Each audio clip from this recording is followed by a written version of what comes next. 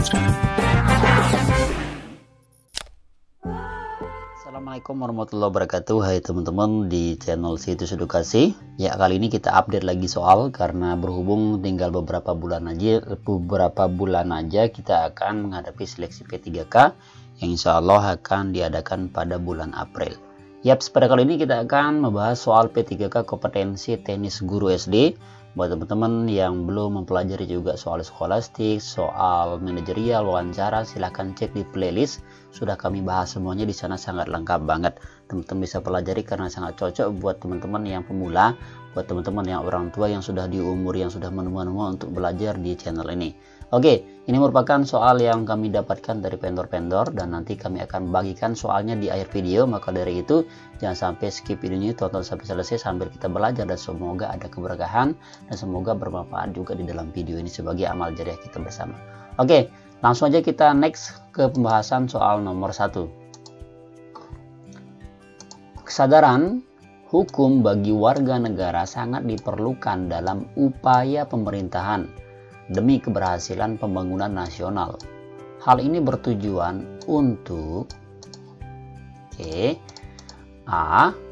Memahami tentang hak dan kewajiban sebagai warga negara. B. Memahami kedudukannya sebagai warga negara. C. Mengetahui pentingnya hukum bagi seluruh warga negara. Dan D. Membangkitkan kesadaran warga negara kunci.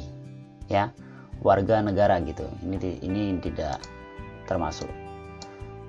Oke, silakan teman-teman yang mana jawabannya? Apakah A. Memahami tentang hak, B. Memahami kedudukan, C. Mengetahui pentingnya hukum, dan D. Membangkitkan kesadaran warga negara. Oke, silakan dijawab dalam hati Anda atau pada kolom komentar juga boleh. Yaps, kalau sudah kita next lihat dan jawabannya adalah yaitu C, teman-teman. Kenapa C jawabannya? Karena di sini yang ditanyain adalah kesadaran hukum bagi masyarakat. Itu adalah upaya pemerintah demi keberhasilan pembangunan nasional. Ini tujuannya untuk mengetahui pentingnya hukum bagi seluruh warga negara Indonesia. Inilah tujuannya, bahwa hukum itu penting loh bagi negara demokrasi seperti Indonesia ini. Jadi bukan membangkitkan kesadaran. Jadi kalau membangkitkan kesadaran itu lebih mengacu terhadap kayak result, kayak hukuman, itu yang lebih mengacu ke membangkitkan kesadaran. Nah, kalau memahami kedudukan itu lebih mengacu terhadap pembelajaran, mempelajari hal-hal yang terkait seperti di PPKN pada pelajaran SD, itu memahami kedudukan. Dan juga begitu dengan hak dan kewajiban, itu lebih ke ke HAM gitu teman-teman ya, ke HAM dan lebih ke hukum-hukum gitu. Nah, kalau misalkan yang diperlukan untuk upaya pemerintah itu, jadi bagaimana kita mengetahui hukum itu, pentingnya hukum bagi negara demokrasi, wabil khusus di Indonesia ini. Oke, kira-kira seperti itu teman-teman ya. Jadi inilah jawabannya, itu C teman-teman untuk soal seperti ini.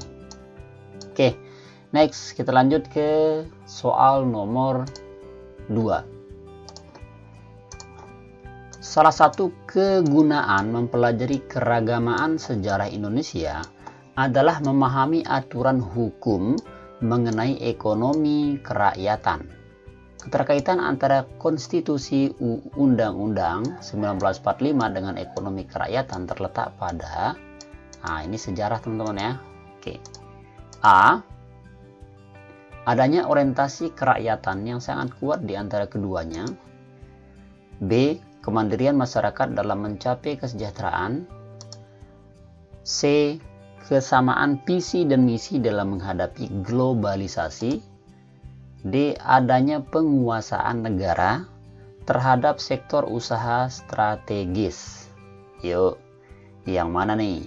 Buat teman-teman yang belajar, yang mengajar PPKN di SD yang jurusan tematik, saya rasa ini sangat mudah dan gampang sekali ini jawabannya.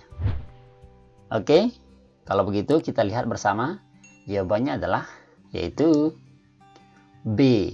Kemandirian masyarakat dalam mencapai kesejahteraan. Nah, karena pada zaman dulu istilahnya para kerakyatan itu bagaimana dia berlaku mandiri, bagaimana dia bermandiri terhadap apa yang akan membuat mereka itu sejahtera dalam mencapai kesejahteraan. Inilah keterkaitan antara UUD 45 konstitusi sama ekonomi kerakyatan pada waktu itu, teman-teman ya. Jadi bukan pada misi, bukan pada adanya penguasa, dan bukan pada adanya orientasi kerakyatan, tapi yaitu kemandirian masyarakat dalam mencapai sebuah kesejahteraan bersama. Jelas ya? Jadi yang tepat adalah B, teman-teman.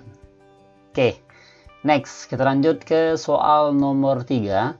Tapi sebelum kita lanjut ke sana, buat teman-teman yang belum subscribe ya, silahkan di subscribe dulu. Buat teman-teman yang baru gabung di sini, karena subscribe itu gratis, dan nanti kami akan bagikan file aslinya. Ini file syairnya ini pembahasannya ada 440 soal.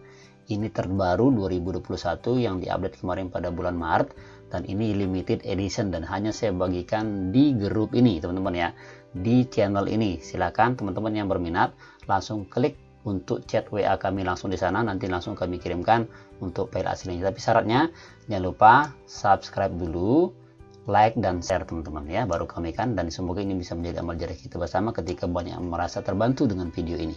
Oke, next kita lanjut ke soal nomor 3. Pembelajaran tentang berbagai konsep di IPS sebaiknya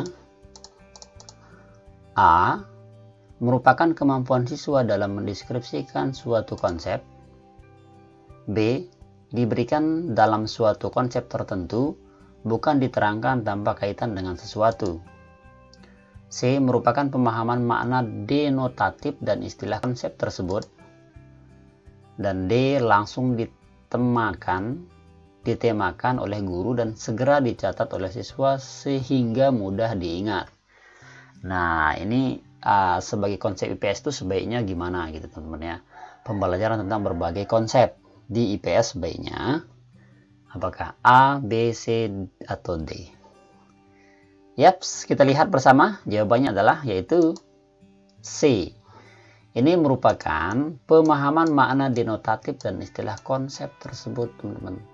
Nah, jadi bagaimana kita yang ngajar di SD yang mata pelajaran IPS atau tematik itu paham dengan kondisi seperti ini, bahwa pembelajaran berbagai konsep itu pemahaman makna denotatif ya, karena ya mengacu terhadap dunia sosial ya.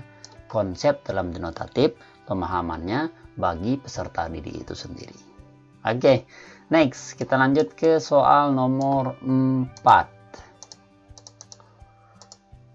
Kita bacakan. Salah satu karakteristik social studies adalah bersifat dinamis.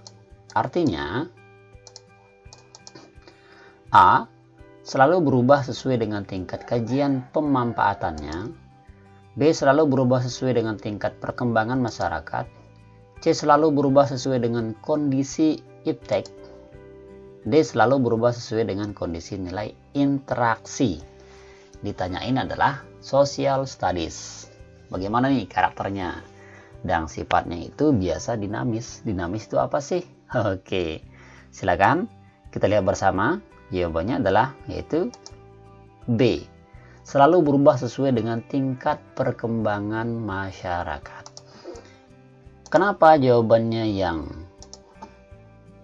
B? Karena pertama kita di sini garis bawahnya yaitu social studies. Social studies itu lebih mengacu terhadap masyarakat. Kedua, dinamis. Dinamis itu dia elastis. Jadi dia kayak apa ya? Jadi dia bisa menyesuaikan ini, dia bisa berkembang, dia bisa ini dan itu dinamis. Jadi beda dengan statis ya. Itu lawan katanya statis dan dinamis. Nah, artinya di sini ditanyain adalah karakteristik social studies. Sosial itu kan masyarakat. Jadi sehingga jawabannya adalah yaitu berubah tingkat perkembangan masyarakatnya. Kalau misalkan yang A nih, tentu ini salah juga teman-teman. Tingkat kajian pemanfaatannya ini juga salah. Karena tidak ada yang menyinggung tentang social studies. Yang C juga begitu ya. Kondisi iptek. Iptek itu ya ilmu dan teknologi. Cuman di sini sosialnya tidak masuk di sini. Ya karena social studies itu adalah pengertiannya kemasyarakatan, bermasyarakat dan sebagainya. Nah, bagi yang D juga begitu. Jadi selalu sesuai dengan kondisi nilai interaksi. Beda juga teman-teman ya. Jadi yang paling tepat jawabannya adalah yaitu B. Jelas ya? Oke. Next, kita lanjut ke soal terakhir, yaitu soal nomor 5. Tapi teman-teman, saya mengharapkan kepada teman-teman untuk menjawab ini pada soal nomor 5 di kolom komentar untuk mengetahui keseriusan kita bersama dan biar kita tahu tingkat pemahaman kita di channel ini bahwa ini loh kekurangan kita. Nah, nanti kami akan bagiin langsung nih soalnya. Kami bagiin langsung yang 440 soal itu lengkap dengan pembahasannya khusus buat guru saja teman-teman ya. Silakan cek dan klik di link deskripsi video ini untuk mendapatkannya, tapi jangan lupa subscribe-nya di bawah. Oke, kita langsung bacakan ya. Kita read. Kegiatan menyimak yang berhubungan dengan hal-hal lebih umum dan bebas terhadap suatu bahasa bimbingan langsung seorang guru disebut sebagai A. Menyimak kritis, B. Menyimak sosial, C. Menyimak intensif, dan D. Menyimak ekstensif dan intensif. Yuk teman-teman, silakan dijawab pada kolom komentar buat teman-teman yang mengetahui jawabannya pada soal nomor 5 ini. Dan sekarang saya akan tunjukkan buku yang akan saya bagiin dan teman-teman tinggal langsung aja cek di deskripsi video untuk menuju ke chat WA kami. Dan ini lengkap langsung pembahasannya teman-teman ya. Langsung lengkap banget nih pembahasannya. Yap, sini dia. Ini dia bukunya. Ini lengkap banget, ada tes bakat skolastik, ada kompetensi manajerial, sosiokultural, wawancara. Ini teman-teman bisa lihat nih, ini banyak sekali. Ini banyaknya ada 410 lembar. Teman bisa pelajari ini khusus untuk guru-guru ya yang ingin untuk bakat kompetensi teknis guru. Semoga bermanfaat dan silakan sekali teman-teman ya. Buat teman-teman yang mau buku ini silakan di deskripsi video dan jangan lupa ketika ada sedikit saja bermanfaatnya dari video ini jangan lupa subscribe-nya serta share ke teman-teman yang lainnya biar banyak yang tahu dan itu bisa menjadi amal jariah kita bersama. Oke, thank you, syukron, terima kasih. Sekian, wassalamualaikum warahmatullahi wabarakatuh.